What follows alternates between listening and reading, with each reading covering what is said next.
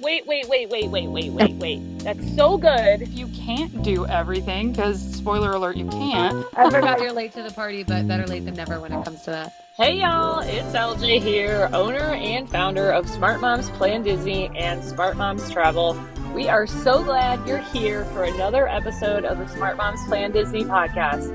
Now, here's your host, Allie. Hey everyone, welcome back to another episode of the Smart Moms Plan Disney podcast. Today we are getting close to rounding out our Mega Sevens episodes. These episodes where we have taken inspiration from all 7 of the dwarves and really tried to compile these lists that will make your trips better. So we have the best of, the worst of, tips, tricks, ideas, and today we are tackling Doc. We are going to compile a list made from individual lists that each of us made to come up with the 7 most valuable tips, tricks, and strategies Doc approaches to your Walt Disney World vacation. I am joined today with Katie and LJ. Good morning, girls. Hello. Hey, how's it going? It's going great. And I get really excited when I know I get to share this information. It feels almost insider. You know, to the 3 of us, these are things we know. These are things that are common, that we understand. And the reality is that your average, family that's planning a trip to Disney World that's never been doesn't know these things. And you don't know what you don't know. And so I'm excited to help change some perspectives and ideas and leave people with just better trips in the long run. The approach I took was really like a timeline, the things you need to know before you book, while you're booked but haven't traveled, and then, of course, while you're on your vacation. Ooh, I'm not so organized. I hope that's okay. Yeah. I just wrote mine down in the list. Oh, yeah, of course. I have a very type A approach to everything, but I think as long as we have 7, and I'm sure that's right. Yeah, I was going to say my list is some things that you will think about ahead of time while you're still in the planning phase, and some things that you can implement while you are there at the parks. And there's just so many good, smart dock strategies that we can talk about. And I feel like this is an episode where, the 80-20 principle, where it's like, put in 20% of the time, get out 80% of the value. I feel like this is one of those. If you just listen to this episode, you're going to get so much. I completely agree. This episode is going to feel like the diamond mine where a million diamonds shine. Oh my gosh. I'm going to start today. Usually when we make these lists and we do these episodes, I like to pitch it off to somebody else and have them start. I want to start today because I had this particular one on another list of mine for another episode, and it didn't make our top 7. We talked ourselves out of it, and I believed in that list, and I think part of the reason this didn't make it was because it was the last thing I said, and we already had a really strong list that we believed in. I don't want to risk leaving it off because I do think this is actually the number one. Like this strategy will change every single thing for the better. And I would be surprised if both of you don't also have this on your list, but it's use a travel agent. I felt like I knew what you were going to say. Like, Yeah. Of course, that's the number one. Of course it is. Yeah, use a Smart Moms travel agent. Like we talk all the time on the show. People know that we are travel agents, but it's not really the focus of this show all the time. We're talking about so many different topics. And this needs to be heavy on the agent side of this for a minute. Do people realize that Disney builds the cost of using an agent into your trip, whether you use one or not? A lot of people don't know that. Right. It's included. It's included in your price. You're going to pay, whatever you're going to pay for your package, and it's going to include your room and tickets. Allie, are you saying that our services are completely free? Yes, you're going to pay, and everybody's like, oh, my package includes my room and my tickets. That's such a great, roll in. It also includes your travel agent. I feel like so many people think of real estate agent, and when you use a real estate agent to sell your house, like you're absolutely going to pay them commission that you could otherwise keep if you did a for sale by owner. And I feel like that people use that same model and they're like, oh, I get to keep that money if I plan my own vacation. And I see people asking constantly in the big group, Smart Moms Planning Disney on Facebook. They're like, how much does it cost to use a travel agent? Here we are in 2023, and that's still the question that people are asking. No matter what, it is not going to cost you more to use a Smart Moms travel agent. And I put our name in there not to be like rude to any other travel agencies out there, but some travel agencies do charge on top of the commission that Disney gives us. We do not. It's like part of our policy, like no Smart Moms travel agents charge any additional fee. So if you book directly with Disney, you're going to pay the exact same cost as if you book with a Smart Moms travel agent. But I would even argue that we'll usually save you money because we're going to check for releases. We're going to know how to structure your package the best way. And you guys can speak to that because I know today was a big day for you guys. Yeah, this morning, right before we got on this recording to do this episode, Disney released a promo. And, even as travel agents, we don't get any sort of warning that that's coming. It just shows up in our email and they're like, surprise, there's a big promo. And not only can you access it, but the whole world can access it.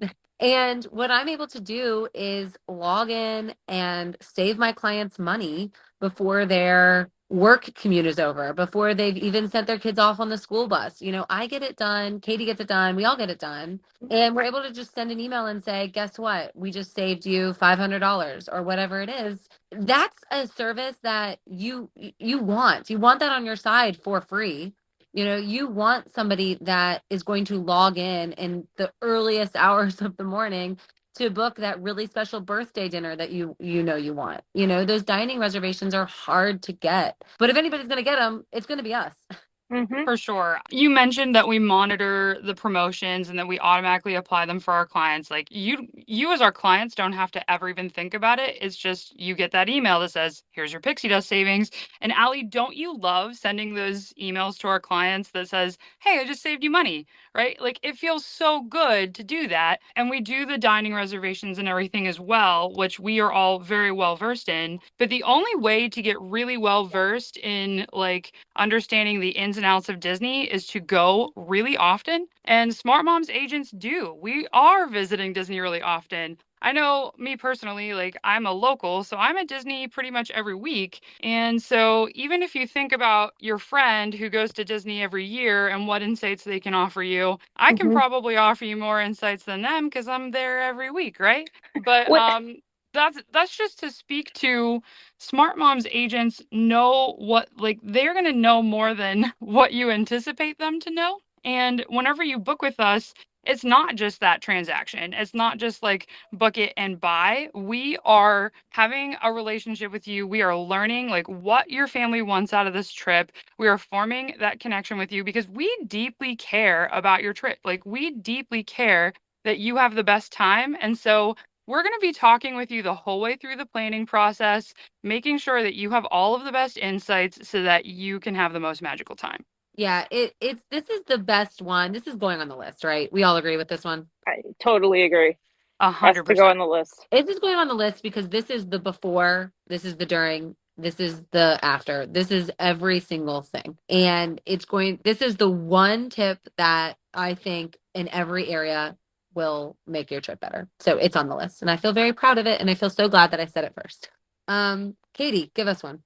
Okay, so one of the ones that's in the like before you arrive, the planning part of your trip is come up with a plan for how you're going to handle those not so magical moments. And I was thinking particularly about like tantrums with my kids, or what do you do if a ride is shut down, or what do you do if a character meet and greet that you really wanted to do isn't available, or whatever it may be. There are going to be moments that come up on your trip that could, cause a ripple, that could like be a bump along the way. But I think that you really need to prepare yourself with a mindset of how you're going to handle those moments ahead of time so that you can continue to have a really good trip. I absolutely have this on my list, but I have it listed as managing expectations. And I feel like it's like you're not going to heaven. It's Disney World. It's still part of Earth. So life is still going to happen there. Like you still need to change your kids' diapers. You still need to make sure they don't get too hot. All the things, right? Mm-hmm.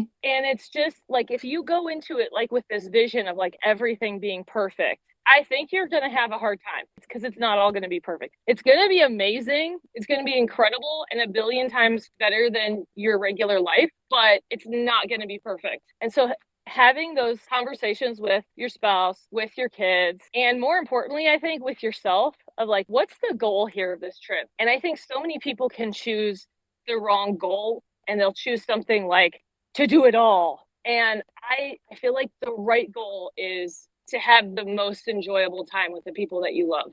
Yeah, I like that. I think managing expectations is a great way to put it, especially when we're talking through it. I wonder how, like, what other tag we could put on it for the list, because I don't want it to sound like manage your expectations because your time isn't going to be great. Like when you just talked about how magical your time is going to be, because that is the truth. Like you both said, you're going to leave and not remember the tantrum. That is, No, you that's know what I right. mean? And so being prepared for things to not go as planned. But how do we say it in a way that doesn't sound like your trip's going to be bad? You know what I mean? Like, All right, let me think of this. all right, I'm going to put it in standby while we think of how to title it, but I really like it. But we can keep thinking about how to like phrase that so that it's like a positive thing and people. Maybe it's being prepared for the moments that pause the magic. How about manage magical expectations? Because you really don't want to think it's going to be way bigger. Like Tinkerbell is not going to fly above your heads and give you pixie dust. Like, so it's like you can't expect. Yes, she is. Well, okay, maybe. I'm like, hello, have you ever been to Happily Ever After? She might at that one moment, but she's not like falling around. Okay, I like it. LJ, what else what do you have? Let's hear one of yours. Okay, the very first one that came to my mind was to stay on site, to absolutely no one's surprise who has been listening to me talk on this podcast. I am such a huge fan of staying on site. And if you guys recall, I was a huge, like, die-hard, like, I will argue with you in Facebook groups until I'm blue in the face. I was a die-hard off-siter. But staying on site is the single best thing you can do to have a magical vacation. I'm going to say the second, because I think having a travel agent is actually more important than staying on site. Because even if you have a travel agent but you still have to stay outside, your travel agent can like mitigate that situation for you so much better than you can on your own. So like first, get yourself a travel agent. Second most important, stay on property if you can. Like the values are like a 3-star hotel. If you compare the values to like another 3-star hotel, then you're going to be really close in the same family, especially when you factor in like Disney has provided transportation. You don't need a rental car. You're not going to pay for parking, those kind of things. Just stay on site, you guys. It's so much better. Yeah, this was on my list. Stay on property is a no-brainer. You get perks that make up for everything. We've talked about this on our staying in the bubble episode. We talked about it in the sleepiest of them all episode, in our value, moderate, and deluxe resort breakdown episodes. We're very passionate about it. And not because we're travel agents, we can book you off site. It's just a better experience, and we know it is. It's better for the early entry. It's better for the included transportation. It is better for extended evening hours if you're staying deluxe. It is better for convenience, better for dining, better for individual lightning lanes. It is everything. It is your trip leveled up and pretty doable regardless of your factors. So stay on property is absolutely on my list, and I think it needs to make the full list. I would say that staying on property also needs to go on the list just because it's a totally different experience. And this sort of builds on what LJ was saying with like staying off site. I was talking to my husband last night and I was like, what makes you love Disney? And he was talking about the rooms and he was like, if we had stayed in a place off site that was just a regular hotel, he's like, it would have been a vacation, sure, fine. But he was thinking back to a couple weekends ago, we stayed in those royal guest rooms at Port Orleans Riverside, and he was like, the fireworks in the headboard, hello? Like the whole experience. It's not like you're going on a Disney vacation, you're going to the Disney parks, you're having a great time, but staying on site gives you that added, like, you are immersed in the magic the whole time. I totally agree. I feel like it's just not a Disney vacation. You know what I mean? Like if you're staying off site, it's like, yes, you're on vacation, but it's like it's not a Disney vacation. I feel like having a true like Disney vacation means you're staying on site. It's so many things and it's both like tangible and intangible. But the main thing for me is just the feeling of like lightness that I have when I'm on Disney property, like knowing that I do not have to deal with like the real world, knowing that like Disney's going to take care of everything. And if anything goes wrong, Disney's going to handle it. Like, so much more magical. Yeah, Mhm. that's on the list. Let's add Um, it. okay. And I'm trying to figure out which way I want to go first. And I think I'm gonna go with this one. Okay. Put down your $200 deposit as soon as you know you want to travel to Disney World.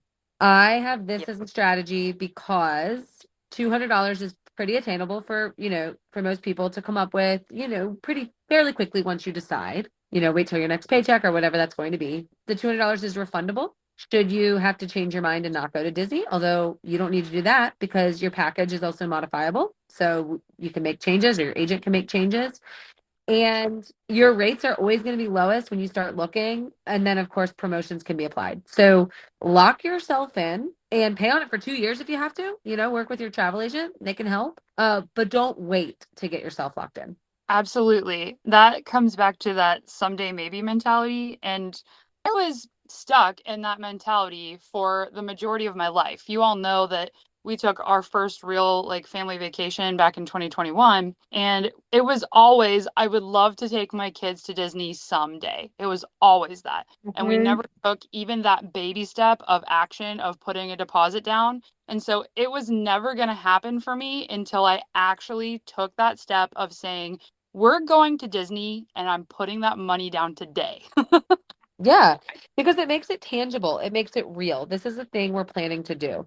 And even if we're not planning to do it for a very long time from now I'm working toward a tangible goal. And I see 100%. so many people who are still in that someday maybe. Like, I want to take my kids sometime. And I'm just like, let's make it happen. You're not like, I hate to break the news to you, you're not just going to magically wake up at Disney someday.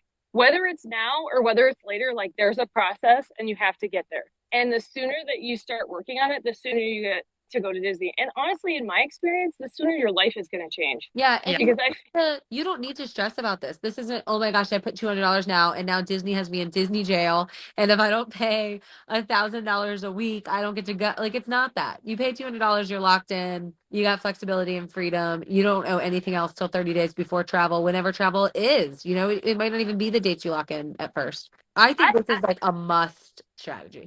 I love working with a company that is so, like, honestly, let's just say it, that is so confident in their own self and their own business that Mhm. they allow this sort of flexibility. There is no other situation. Like, Disney is genuinely just over there, like, people are going to come. Like, we've built like an amazing thing here. Like, people are going to come. We don't need to worry about whether you give us $200 and then you push it out for 3 years. Like, other people are going to take that spot. There's no feeling of like you've signed up for this and now you're locked in on it.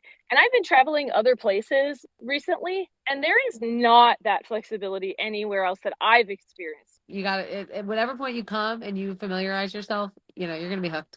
So let me ask you Do you this agree though? because we all run like Facebook communities and stuff where we have people that are asking us about Disney and everything. Do you feel a little bit heartbroken inside whenever someone says we would love to go to Disney someday? I feel like it's such a teachable moment. That's how I feel. Yeah. And It I doesn't break feel my heart like, at all. It doesn't break my heart. I like immediately am excited. I'm like, yes, someday is now. We start now. yes, it is. Today is the day that we all need to name someday and just do it. No, I do. I feel like it's an opportunity to have a conversation and to Hmm. help them see. And the thing is like, if they're living their life, like, this is like the teacher in me and like the passionate leader in me. Like, if they're living their life like that like someday, they're probably living the rest of their life about someday as well. And it's like, I get so excited to like even have like contact with them because I'm like, you're going to get sucked in. You're going to go to Disney. You're going to be talking to one of my amazing travel agents. And like, your whole life is going to be like, you're going to realize from this. And it's not for everybody, but for me, like, my whole life changed when, because of Disney, I wanted to go. I was like, I can't be in the mindset of like someday because I was Hmm. not making great financial decisions. And I was just like, I always had this mindset of like, someday I'll pay my bills, I'll get out of debt. And like, it just really didn't matter. I was like young, it's fine. And then it was like, I had something I was so passionate about and I wanted to go back. And it was like, well, I like, now I had a reason to get my financial house in order because I was like, I can't go back in good conscience and just, put another trip on a credit card. Like, I have to get things sorted out a little bit better so that I can go as often as I want. And it literally ended up changing my entire life. Like, now we live here. This is my business. And that may not be true for everybody, but I do feel like Disney is such a good influence in teaching you like how to create a goal for yourself and your family and then how to like work towards it. And even if you don't hit it when you think you're going to hit it, that's okay. You didn't waste your time. You're still on the path. Just keep going. You're going I to get love there. that, OJ. All of that was gold. So yeah, I agree. And that's where you're going to start today. If you think if there is the someday in your mentality, then you get a hold of your travel agent today. You start working toward it. And if you don't already have an agent, the link is in our show notes. You can get connected with one of the podcast hosts because you put the 200 down and that's all that it takes. And now you can take an exhale. That's really the hardest part, right? Is putting down that money. Yeah. So that's 3 off of my list on our main list, because I also had one that LJ shared. So, Katie, I think you're up. All right. This is the last one that I have that is in that like pre-arrival planning phase, and it's don't overplan.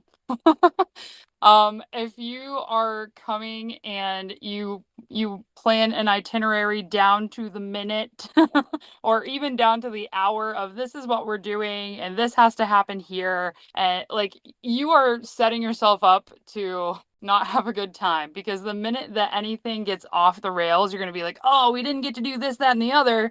And it sort of caters to what LJ was saying earlier, too, about don't come and think that you're going to do literally everything. You can't. Listen, like I've lived here a year now and we go to Disney, like I said, weekly. There are still things at Disney that I have not ever done. Same. This is a really good one, and I love that you just said there are things you haven't done because same. We're all saying same, right? Yep. So But there is food I have not eaten. There are rides I have not been on. Last night, somebody was literally trying to tell me where something was, and they were like, "Oh, it's in that building when you walk in on the left." And I was like, "Oh, I've never been in there." They were like, "How?" Yeah. Yep. I've never gone in there. And so you were in that conversation, Katie. And Yeah, I so was. it's just so funny because it's huge, you guys. This is such a good one. You're not doing it all. Okay. I don't care if you go for 11 days. You're not doing it all. It's too much. And so I love that you did this. And it's kind of giving me an idea. And this is why I like that we put that manage expectation ones in the standby queue. Because Yeah, I was feeling like it should be combined too, because it's yeah, like you can't like that your expectation of like what you can do. So you're like I can't do it all. Yeah, I had planned for a down day on my list, which I also think works nicely with this because if you don't include some downtime, you're going to feel like you ran a marathon and you need a vacation from your vacation. Disney is exhausting.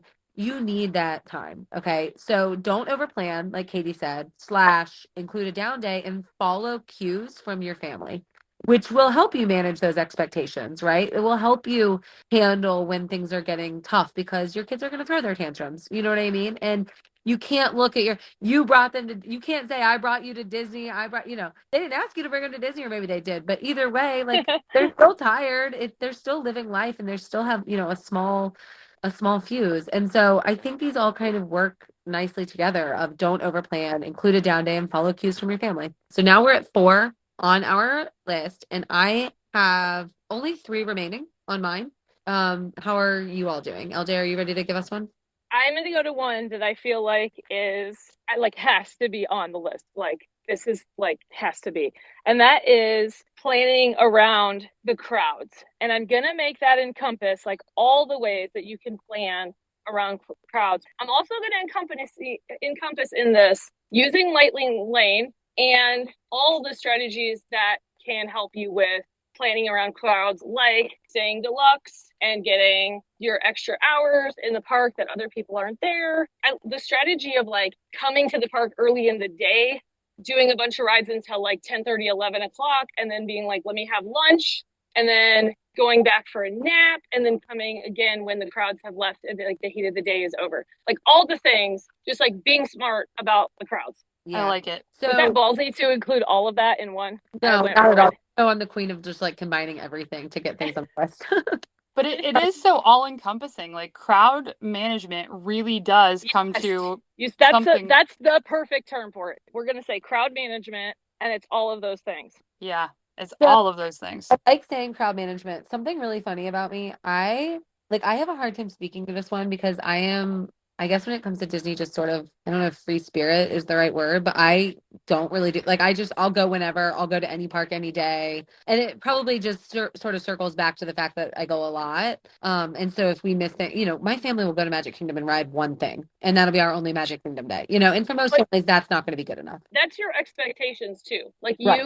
you go into that with the expectation of like, Correct. if I want to be carefree and not worry about which day to go or whatever, which is all things your travel agent would do for you. If you have a travel agent and ask them to do this for you, they'll tell you all this stuff. So yet another reason to get a travel agent. But you're going in with that expectation of like, it might be busy, we're fine, we need to get a Dole Whip and we need to ride one ride. Yeah, my spring break trip we just took, our Magic Kingdom day, we barely went off Main Street. We like got on Main Street, did a little shopping, got the kids' silhouettes done. I took my oldest daughter on Tron, so that was our only venture off. And then we rode the train in the loop and we were done. And so yeah, so all that to say, I just agree with you all. I don't have a lot to add to the conversation because it's not my personal approach, but I can help people do it. And I agree that especially if you're thinking this is our big trip, crowd management is super important, not only for your success in accomplishing things, but also for like I would think spousal happiness kind of lives inside of the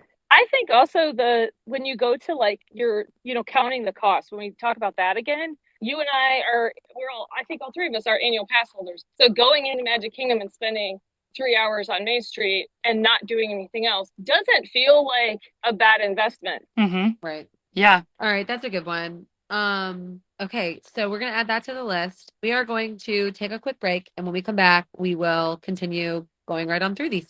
Hey, Smart Moms Plan Disney podcast listeners. Have you joined our online communities yet? You can find us on Facebook and on Instagram at Smart Moms Plan Disney Podcast, where we're connecting daily with listeners, answering questions, and sharing our favorite Disney memories. Joining one of our communities, especially on Facebook, is like pulling up your own chair and joining the conversation yourself. Why let Tuesday be the only day you hear from us? Come join us to continue episode conversations, or maybe even tell us if you disagree with something we've said. We're planning trips, offering tips, and ready for you to pull up your chair. So follow the links in our show notes and join us at Smart Moms Plan Disney Podcast on Facebook and on Instagram.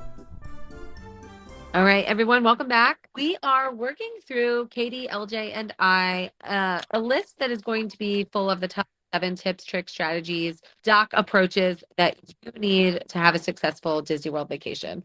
The list so far already has 5 things on it, so we really only have 2 more spots.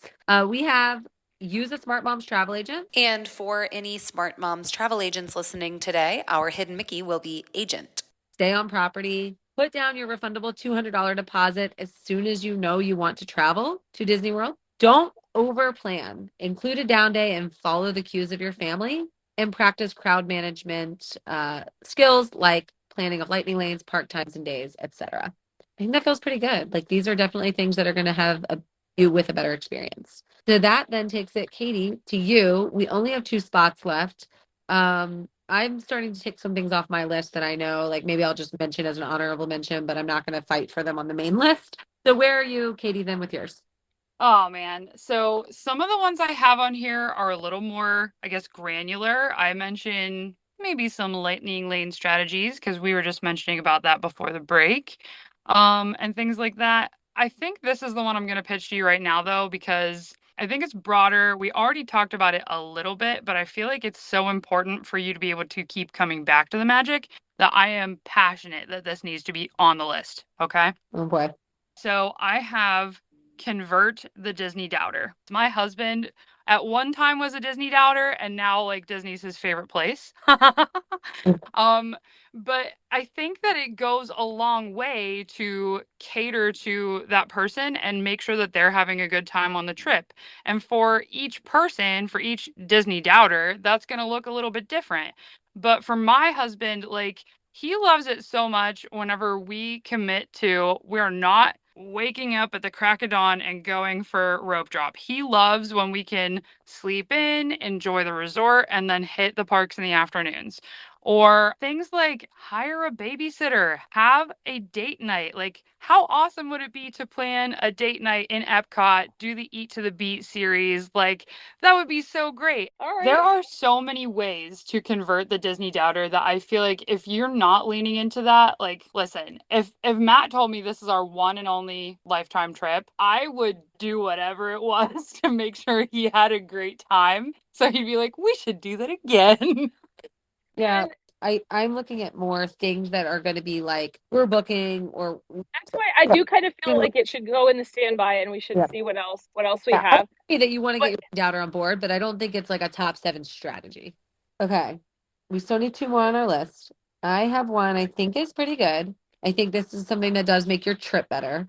I have get a park hopper and familiarize yourself with transportation routes.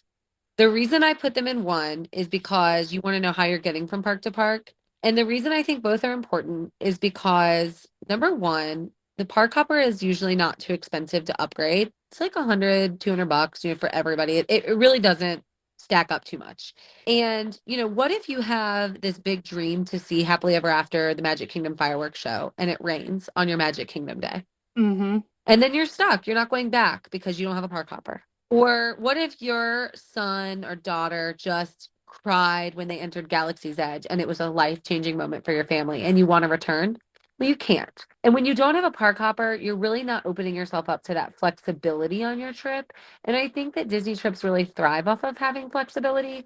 So I think upgrading to a park hopper, even if you don't plan on packing your days and hopping everywhere, I think it's a smart idea to allow for spontaneity and flexibility. And obviously, you want to familiarize yourself with transportation routes because you're going to want to do resort character dining. You're going to want to do things at the boardwalk or in a park that you don't know how to get there. You just have to know, like, am I taking a boat? Am I taking the Skyliner, the bus? What am I doing? And how do I get there? And how do I make it work for my family? I agree with all of that. And actually, what was on my list that I feel like broadens it a little bit is familiarize yourself with the My Disney Experience app. Looking at that map, looking at wait times, and understanding, like you said, how to get from point A to point B whenever you want to go somewhere. I think that is some of the best information that I could give you is just explore that app. Take the time to know how to make that mobile food order. Take the time to know how to book that lightning lane. You are going to be so grateful if you do that ahead of time than whenever you're in the park trying to figure out how to make the app work. And I think a lot of that comes back to familiarize yourself with the map and everything too. Yeah. I'm a little bit torn about the park hopper because I feel like it's kind of a case by case basis. Like, I don't feel like I can say to everybody in the world that the park hopper is like you've got to have it. I feel like it's tempting when you have the park hopper to overplan. I feel like you think you can do more than you can. Yeah. And when you're like, I'm going to do Magic Kingdom and then I'm going to hop over to Hollywood Studios, you're like, well, you're getting like in a half a day at Magic Kingdom, you're getting like a tenth of Magic Kingdom covered. And in the same half day over at Hollywood Studios, it's like, 20% of it. I think what you said about knowing your transportation and doing a couple of practice runs on the app to be like, how do I book a mobile food order? Yeah, and I'm totally fine with the list item being familiarize yourself with transportation routes and the My Disney Experience app. Like, I think that's a solid tip. I was coming, and I agree with you that a hopper can tend to make you overplan because you just feel rushed all day. I was kind of thinking hopper in the more sense of it actually relaxing you, like knowing you have freedom. Because it's such a low upgrade, like even if you hop once, I'm like, well, that was worth it. You know what I mean? And that's true. And that's kind of the approach I was taking. And like I said, as long as I've said it on here and people know that, hey, this is not an option to overpack, but it's an option to kind of release some stress. I'm fine to take it off. But that was like having your perspective correct with the park hopper, where if you're going to view it as like a tool to what's our goal, make it the most enjoyable trip with the people that we love. Like, if you use it as that, then I'm totally behind it. I would say that, like, I agree with what you've both been talking about. I originally didn't plan on park hopping terribly often. And so I was like, I could kind of take or leave park hopper. But if I think back to like that first trip that changed my life, right? We went for 5 days and I intentionally did 2 days at Magic Kingdom, which I do think you should do 2 days at Magic Kingdom. There's enough there for 2 days. Amen. But if you like, let's suppose I couldn't afford to go for that 5th day. If I had just upgraded to the park hopper, I could have maybe bumped it down to 4 days and saved money by making that like splurge moment. So I think that you have to think about that and strategize it. But I think that Allie had a really solid point. Like, we all know it gets rainy in Florida. Mm-hmm. And if it rained on my only Magic Kingdom day and I didn't see the happily ever after fireworks, I would have been devastated. Yeah. Yep. That's why I think it's a smart add-on because it gives you flexibility. But you know what? Let's take it out. Let's put familiarize yourself with transportation routes and My Disney Experience app. And let's put the park hopper thing on standby. All right. Yep. I Okay. agree. And then we only have one spot left. So we're going to take a quick break. When we come back, we're all going to share our final one. And then we're going to have our list. Hey there, friends. I'm Katie Boone, one of your podcast co-hosts. I'd love to invite you to join my Facebook Disney planning community called Planning Disney with Babies, Toddlers, and Preschoolers. In my group, I love discussing all the aspects of planning your magical vacation with little ones. Find my community at facebook.com/groups/plan Disney with little ones. Again, that's facebook.com/groups/plan Disney with little ones. When you join, don't forget to tell me you heard about my group on the podcast. See you there. Hey, it's Becky from Smart Moms Podcast. So you keep hearing this word, Disney bounding, but maybe you don't know quite what it means. Or maybe you're already a Disney bounder and love showcasing your Disney fandom in the parks. Either way, come join us on Facebook at the Disney Bounding Community by Smart Moms Travel. We play games, plan outfits, do giveaways and challenges, and support each other in adding just a little bit of pixie dust to both your Disney vacations as well as your day-to-day. Find the link in the show notes, and I hope to see you soon in the Disney Bounding Community Facebook group. All right, we are back. We have 6 out of 7 of our top strategies. So far, they are use a Smart Moms travel agent to book your trip, stay on property, put down your refundable $200 deposit as soon as you know you'd like to take your family to Disney World. Notice I didn't say as soon as you know when. Don't overplan or forget to include a down day on your vacation. Be sure to follow cues from your family on what they need. Crowd management, next level planning of things like lightning lane, park times, days, etc. Familiarize yourself with transportation routes and the My Disney experience. We have a few things in standby queue that we can move off, but first I want to hear your best last option for our 7th spot and see if we have anything left that could top it. Katie, what did you have as your final one? And then I'll share mine. We'll decide what goes on the list. Okay. So I have 2 here that sort of play into ones that we've already talked about. So we mentioned follow cues from your family, and I said slow down the pace, keep it enjoyable. Yeah. But that's already rolled into that one. I also have one where you were talking about plan for transportation and everything, and I think that it's worth mentioning one of LJ's laws, the laws of LJ. The laws of LJ. Only take one leg of transportation from point A to point B. Amen. That could be another one. Like, don't be so hung up on getting things for free that you lose sight of the main goal, which is to have the most enjoyable time with the people you love. Mm-hmm, yeah, I can even roll that. I can even roll that and say, like, familiarize yourself with the transportation routes to try to only ever take one. Yeah, that's what I was thinking. That would sort of roll into that one. So my very last suggestion, like I said, it's a little bit more granular because it's not as broad, but it's book a lightning lane according to map wait times. And so what I mean by that, and this is a strategy that my family implements and uses really well. So you're going to get Genie Plus and you're going to be able to book lightning lanes for wherever you want. But obviously it makes the most sense to book a Genie Plus lightning lane for whichever rides have the highest wait times. So what my family likes to do is we will book a lightning lane for a ride that chronically has long waits, but we will look on the map and especially plan for ones that have other rides or attractions around it that have typically low waits. For example, Peter Pan's Flight is a great one to use this strategy with. So Peter Pan always has a long wait, and I would book a lightning lane for that. But then a lot of times, like Small World across the way has a 5-minute wait, or the Carousel has a 5-minute wait, or PhilharMagic, which is right beside it, has a 5-minute wait. So we like to intentionally strategize grabbing a lightning lane that has a long wait and going to the other rides around it that are shorter waits as well. And that way my kids don't feel like they're waiting in line a lot of the day. Do you think this one is directly related to crowd management? Yeah, that's where I would put it. I think it's a great, like, it's like really good that you went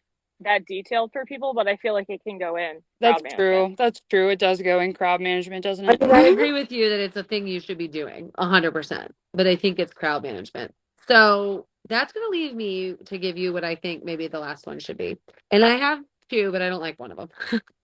We have Park Hopper in the standby queue. One of the ones that I don't really like, I do like it, but I don't think it's a top 7, is to buy a magic band. I think magic bands make your life easier. Charging privileges, they're your lightning lanes, they're your park entry. I just think you should have them. I don't think you should necessarily do Magic Band Plus, but I believe in the magic bands. I don't know if it's a top 7 strategy. It's not, it's going to make your life easier, but. Okay, put it in standby. Okay, it's in standby. We'll discuss. Last one I have to pick from is going to be to take your first trip before your kids turn 3. That's brilliant. Oh. Yes, that's it. That's it. Wait. That's so good. So let me just really fast for listeners that don't know. The reason I'm saying take your trip before your kids turn 3 is because most people are like, no, they won't remember it. Well, blah, blah, blah. You will. And your kids are free. This is your money saving tip of the year. Don't pay for them when you don't have to. Bring them to the parks before they're 3. And what if we have our big top 7 list and then at the bottom in bold print, we just say, don't forget the goal is to have fun.